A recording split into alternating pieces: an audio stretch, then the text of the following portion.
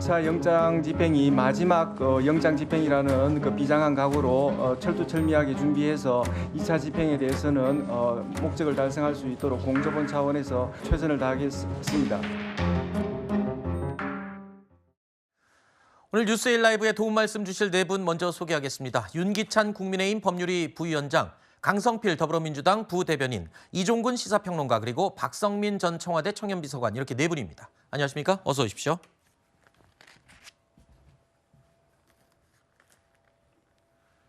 지금 2차 체포 시도 예상 일정표를 보고 계십니다. 윤 대통령 체포영장을 재벌부받은 공수처는요, 2차 영장 집행 시기를 두고 지금 고심하고 있다. 앞서 저희 취재기자가 전해드렸죠.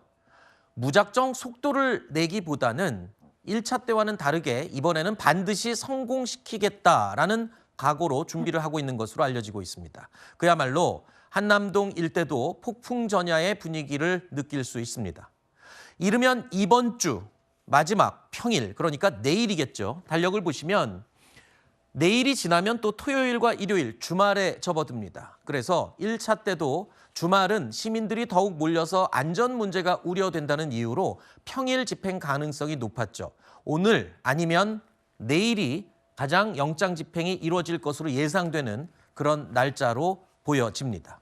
자, 그렇다면 이번에 영장 집행 두 번째 시도에서는 성공을 하려면 공수처 어떤 준비를 하고 있을까요? 일단 1차 시도 실패의 교훈이라고 해야 될지요. 2차 체포 시도 때는 무엇보다 인력 동원을 강조하고 있습니다. 경호처의 인력을 압도하는 이른바 인해 전술을 구사할 가능성도 언급되고 있고요. 또 요새화된 관저 외부를 뚫기 위해서 중장비까지 동원한다는 얘기도 나오고 있습니다. 지금 보면 경찰 내부적인 논의 내용이어서 결정된 건 아닙니다만 최대 3천여 명 가까이 인원이 동원될 가능성이 있다라고 얘기합니다. 여기서 또 오늘 아침 조간신문에 눈에 띄는 부분이 있었는데요. 조폭 전담을 하고 있는 형사기동대 인원이 집중 투입될 것으로 거론이 되고 있습니다. 자, 이 부분 하나 궁금합니다. 첫 번째, 3천여 명이라고 하면 굉장히 압도적인 인원이에요. 지금 보시면은 경호처를 따져보면 끼케야 700명 정도로 추정이 되는 상황인데 저렇게 압도적인 인원이 투입된다면 물리적으로 뚫는 게 가능한 게 아닌가 싶은 생각이 드네요. 그러니까 물리적 그 병력 수에서는 앞서는 거죠. 그래서 네. 물리적으로 가능한데 문제는 이제 법적 근거에 의해서 투입이 돼야 되잖아요. 그러니까 경찰 특공대는 운영 규정상 보면 동원이 불가능합니다. 그다음에 경찰 기동대도 사법경찰 관리가 아니기 때문에 실제 집행에는 관여하지 못해요. 질서 유지만 관여합니다. 형사기동대의 경우는 사법경찰 관리이기 때문에 네. 법률상 관여할 수 있어요. 아하. 형사기동대는. 그래서 아마 네. 형사기동대 얘기가 나오는 것 같고, 그런데 근본적으로 저희가 따져볼 것이 이 사건 체포영장은 경찰이 신청하고 공수처가 청구한 영장이 아니에요. 공수처가 자체적으로 청구한 영장이거든요. 네. 그렇다면 경찰은 일단 집행할 수 있는 권한이 없어요. 네. 첫 번째. 그래서 공수처의 집행에 협조하는 형태거든요. 그러니까 협조한다라는 공수처 규정을 근거로 해서 이렇게 아마 병력 동원하는 것 같은데 네. 저게 왜 불법의 소지가 있냐면 첫 번째는 경찰력이 동원되려면 실제 경찰 응원법의 소정의 요건을 충족하거나, 이건 제가 볼 때 충족하지 않아요. 왜냐하면 네. 수사관들은 그에 의해서 동원할 수가 없습니다. 두 번째는 수사 지휘를 공수처가 행할 수 있어야 되는데 이 부분은 경찰 스스로 수사 지휘권은 없다, 이렇게 본인들이 법리 해설을 했단 말이에요. 네. 세 번째가 이제 집행위임도 불가능하다라고 했어요. 그럼 뭐냐? 그럼 결국은 공수처법에 따라서 수사 협조 사안의 경우에 가능한데 거기에 해당하지 않을 가능성이 크다. 네. 또 하나는 지금 이제 파견 형식으로 아마 경찰이 하는 것 같아요. 이 네. 공조수사본부를. 근데 경찰이 공수처의 파견을 50명을 간 걸로 제가 알고 있습니다. 현재까지. 네. 네. 아니 공수처 인원이 공수처 검사가 25명이고 공수처 수사관이 40명이에요.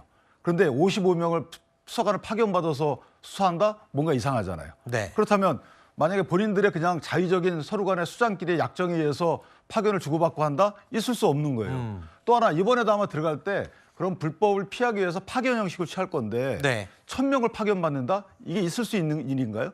이게 불가능하다는 거죠. 그래서 저는 개인적으로 이 부분에 대한 법률 검토를 다시 할 필요가 있다. 네. 또 하나는 공수처 빼보면 수사관 파견은 검찰청으로부터 검찰 수사관 파견뿐이 없어요. 행정 요원들만 파견이 가능한데 저분들 행정 요원인가요? 거기에 알겠습니다. 대한 법률 검토를 다시 한번 해야 될 것으로 보입니다. 지금 말씀해 주신 내용은 윤 대통령 측에서도 줄곧 주장하고 있는 그런 위법 사항에 대한 핵심 내용이었습니다. 그 부분을 참고하시고요. 자, 이에 앞서서 그러니까 조금 전에 저희가 그래픽으로 보여드린 경찰이 내부적으로 검토하고 있는 인원 동원 이 내용에 앞서서 경찰 총경 출신이죠. 이지은 민주당 마포갑 지역위원장이요. 윤 대통령 체포를 위해서 심지어 장갑차나 헬기까지 투입해야 한다는 주장을 하기도 했었죠. 어저께 그 네. 특공대에서 연락이 와서 우리 장갑차 되게 좋은 거 있다.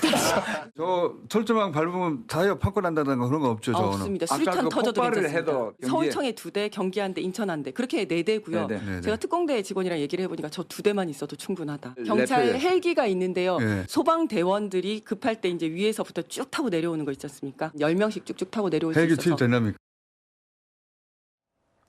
자, 경찰에서는 일단 저렇게 민주당이나 야권에서 주장하는 내용에 대해서 일단은 현실적인 검토는 아닌 것 같습니다. 충돌 우려가 가장 중요한 부분이기 때문에 헬기나 경찰 특공대 투입보다는 앞서 말씀드렸던 압도적인 인원 투입 이 부분에 대해서 현실적인 검토를 하는 것으로 추정이 됩니다.